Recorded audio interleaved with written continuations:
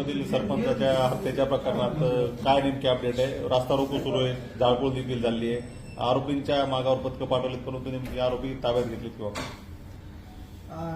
काल दिनांक 9/12 रोजी केच गावचे जे सरपंच आहेत संतोष देशमुख यांच्या अपहरण आणि त्यानंतर त्यांचा खून अशा प्रकारची घटना घडली होती.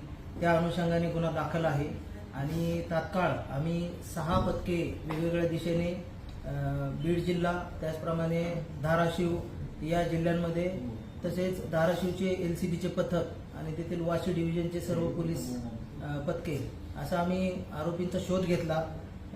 सर्वसाधारणपणे आरोपी सुदर्शन गुले आणि इतर 5 अज्ञात इसमांवरती गुन्हा दाखल होता.